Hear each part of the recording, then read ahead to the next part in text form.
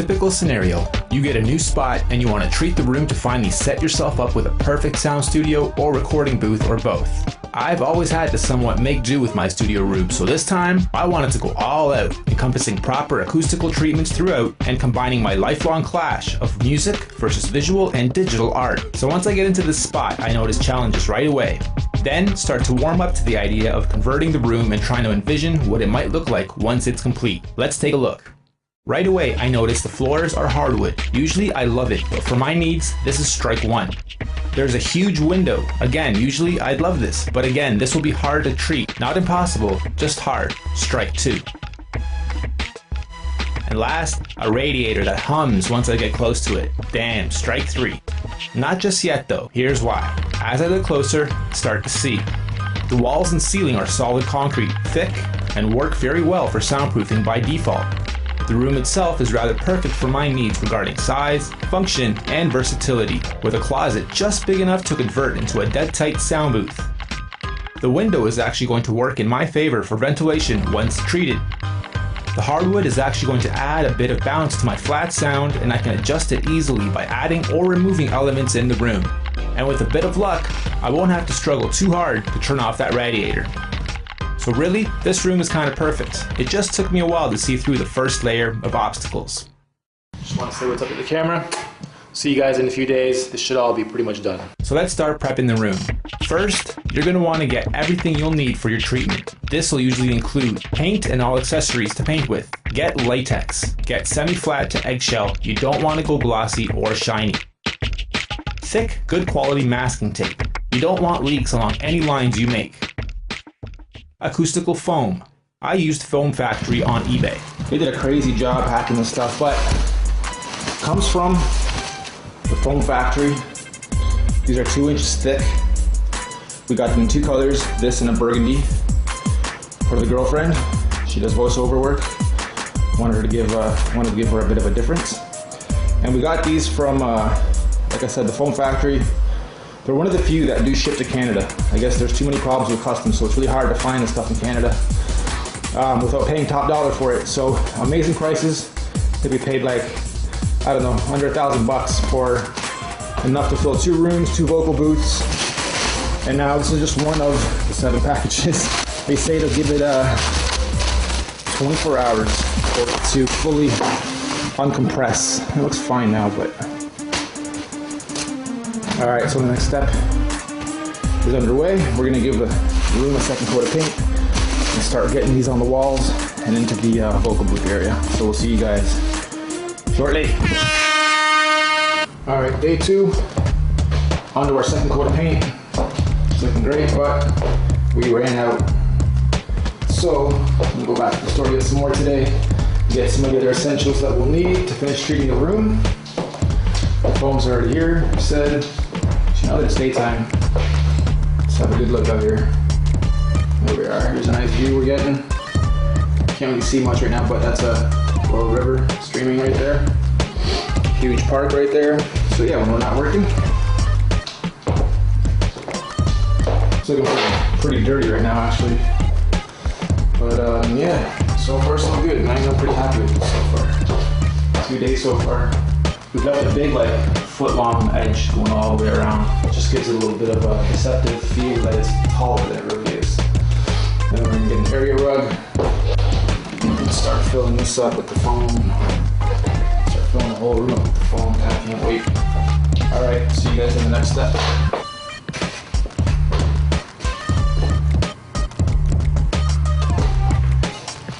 Okay, next step is complete.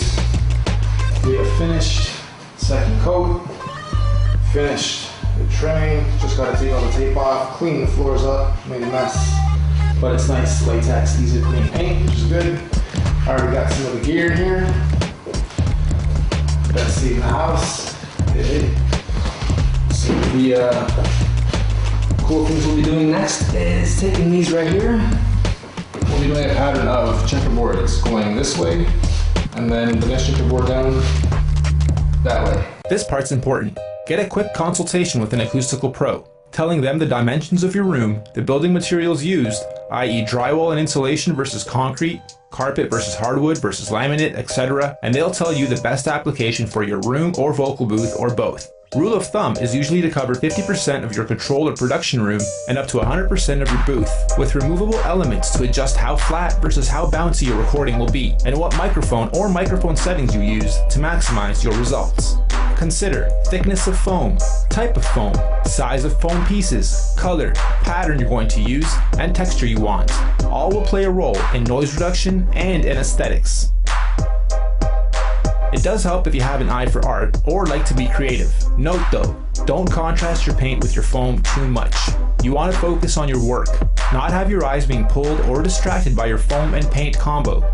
It's good to have them only a few shades different, say 30% max, and a color theme that is complementary, or simply stick to gray and black to be safe. Also, take into consideration your furnishings like tables, chairs, gear, etc. if you want to maximize your visual appeal once everything is set up and put together. So we tape up the floorboards, corners, ceiling lines, door trim, and anything else you want to mask. For paint, put on between 2 to 3 coats. These days you don't have to wait more than a few hours between coats. However, if you want to get that dead thick look, wait 24 hours and paint slowly to ensure maximum coverage and thickness. Alright, so there we have it. The first row on the first wall is up. And now what we're going to do with this next piece, this next row, let's do this.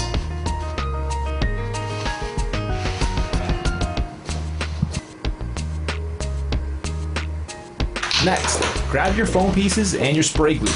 Get creative with how you lay your foam. Remember not to use too much spray either, so when you want to take it off someday you can preserve it and not rip it off, leaving half on the wall. Spray both the wall and the back of the foam. Use a rubber hammer or the bottom of your fist to fasten the foam in place. You can do any pattern you want really. The only thing to try to avoid is to have all the pieces going in the same direction, and even that is a myth. I like symmetry, with a bit of a break in my borders and my balance. So going row by row in alternate directions like I'm doing here is going to give me that perfect look of chaos meets order. Crazy, this stuff. I'm covered in it right now. Can't see it, but there's a nice thick layer of this all over me. Make sure you're in a well ventilated room, and then you don't need too much of it. Just a little back here, and then just about the same on the wall. If you do both, then it's not adhesed too hard, so that if the day comes you want to remove it, take a little hair dryer or something to it for a little while, and it'll just come off nice and easy, versus you putting tons of glue on it. Then when it comes time to move, you guys rip this off and it's garbage. All right, so keep that in mind.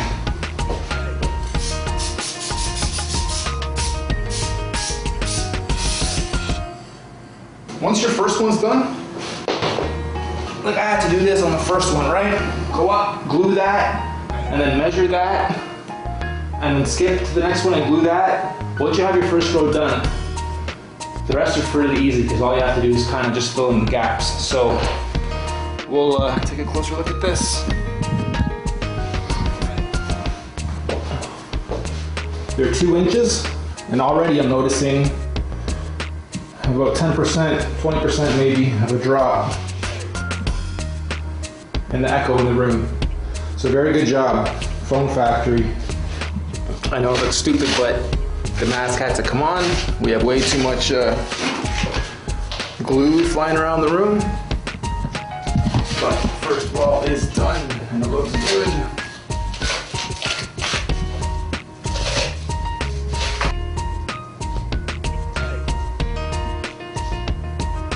Alright, so we have this wall complete.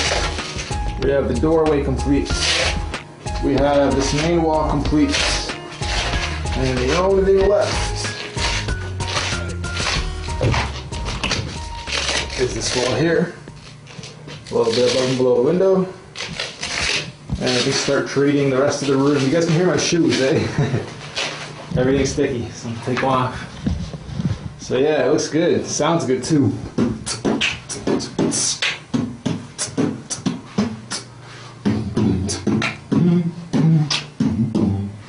Yeah, I'm liking it. Here, so you guys can see what I'm doing there. Little doorway where you come in and out of the room. If I go in here and just, yeah. It's even, wow, quite a difference. Quite a difference, a good 50-60% already in this little area. No bounce. All right. Okay, and we are finished. Close that behind us. Hey! Hey! Anyway, sounds great. Take my shoes off because we're still sticking. Looks great. Still got a bit of a bouncy kick in the room because of the wood, which will be treated later. I just had to cover all my stuff because there's glue all over the floors. So, in one session, painting 2 coats and then lining all these up. The hardest part, trying not to sniff too much glue and actually lining these up so none of the checkerboard pieces are the wrong shape. So up next we'll be doing the closet. Starting to wonder if I'm going to be running out of these soon or if I'm going to have enough, but we should be alright. But so far, let's go back in here and take a look. The lows are getting picked up really nice. Check 1, 2. So far it doesn't sound like we need a bass trap, which is good. Yeah, it's catching the bass really nice. I like it. Okay. Looks kind of weird. Almost like a padded room for somebody that's a little bit loony. Most of us producers and artists are a little bit loony though, so. Alright guys, there we have it. If you're wondering why we went with 2 different directions and 2 different patterns, as I stand in the middle and eject sounds and sounds coming out of speakers when everything's set up, if these weren't here, everything would just bounce, right? So even right now as I talk, I can hear the difference because I'm trained and I'm used to it, but hey, it doesn't bounce anymore. It gets absorbed or it bounces within the foam. So if we have all the foam going in one direction, it probably wouldn't make too much of a difference. But we wanted each row to be different. So one's going horizontally, one's going vertically, all the way around the room. If you want to just pan around the room quickly to show these guys. And that really helps dampen the sound a bit more. With the consultation that we did for this room and this size and the challenges that we face being the wood, the doorways, the window, and the radiator, this is the recommended coverage, being 50% for the main room and then 100% in the closet. I don't know if the microphone on the camera will pick it up. Come a little bit closer maybe. But when I'm in here, I can already, this is already acting like a little vocal booth. It's catching all the sound and trapping some of the bass really, really well. 1, 2, 1, 2, hey! And then as we come out here, hey! If you guys can't tell over the speakers, this is probably going to be played on YouTube and stuff, so it'll lose some of the audio quality. But this is turning out really, really nice. And then tomorrow, we'll get this going and then show you guys how that is. Once it's done, we'll film it. So right here, what we're going to have is a big L-shaped table, or U-shaped table, sorry. I'll be sitting right in the middle of the U. I'll have my view and I want to look out the window, and then I'll have the vocal booth behind me, a workstation in front of me, a workstation on my right. 3 monitors, 2 monitors, meaning computer monitors to look at, screens, and then actual audio monitors, 1 on each side, and then 2 in the center there. Some of the gears are already on the floor, waiting to be installed. So now it's just a matter of a cleanup, setting up the tables, getting an area rug, ceiling treatment, and we're good to go. NC Media stepping up the par for the studio. I love it. I'm happy with it. Once you're finished painting the room and gluing your foam, stand back in awe and take a few photographs. You've just finished the first step in building your own acoustically treated sound room. You're not quite there yet, but stand in the middle, beatbox, sing, yell. You'll notice a huge difference if you walk into any other room and do the same. All right. Good. Thank you.